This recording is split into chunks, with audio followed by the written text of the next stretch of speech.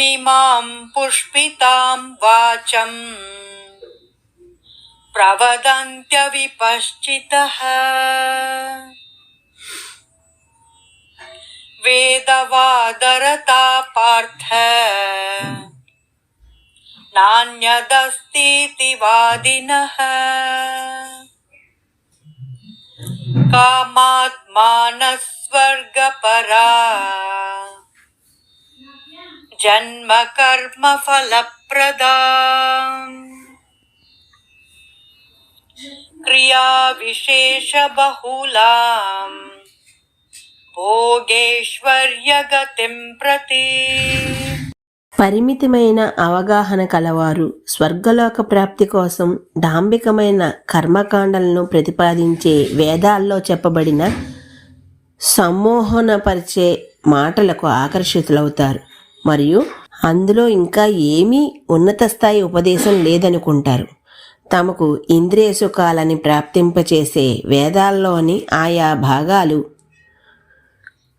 భాగాల్ని ప్రశంసిస్తారు మరియు ఉన్నత జన్మ, ఐశ్వర్యం, ఇంద్రియ భోగాలు మరియు స్వర్గలోక ప్రాప్తి కోసం ఆడంబరమైన కర్మకాండాలు చేస్తూ ఉంటారు.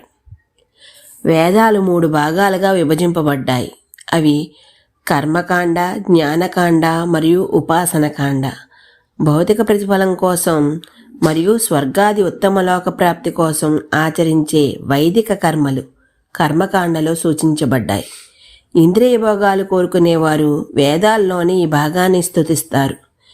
దేవతాలోకాల్లో ఉన్నతమైన భౌతిక విలాసములుంటాయి మరియు అవి మరింత ఎక్కువ ఇంద్రియ సుఖాలను అనుభవించేందుకు అనువుగా ఉంటాయి. కానీ స్వర్గలోకాలకు ఉద్ధరణ అనేది ఏకకాలిక ఆధ్యాత్మిక ఉద్ధరణ అని చెప్పలేము. ఆ స్వర్గలోకాలు కూడా భౌతిక ప్రాపంచిక జగత్తులోని భాగమే. అక్కడికి వెళ్ళిన పిదప పుణ్యం ఖర్చు అయిపోయిన తర్వాత తిరిగి భూలోకానికి రావలసిందే. అవివేకులు, కొద్దిపాటి పరిజ్ఞానమే ఉన్నవారు వేదాల ప్రయోజనం ఇంతే అనుకొని ఆ స్వర్గాది లోకాల కోసం పాటుపడతారు. ఈ విధంగా వారు భగవత్ప్రాప్తి కోసం ప్రయత్నించక జీవన్ స్మరణ చక్రంలో పడి తిరుగుతూనే ఉంటారు. కాబట్టి ఆధ్యాత్మిక విజ్ఞానం కలవారు స్వర్గాన్ని కూడా తమ లక్ష్యంగా ఉంచుకోరు.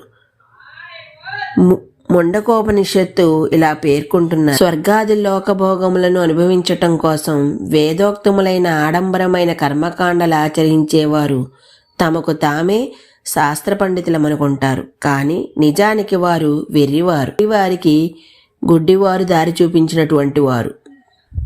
ఈ రోజుకి ఇక్కడితో ఆపుతున్నాను. మిగతాది రేపు చెప్తాను. అంతవరకు ధన్యవాదాలు.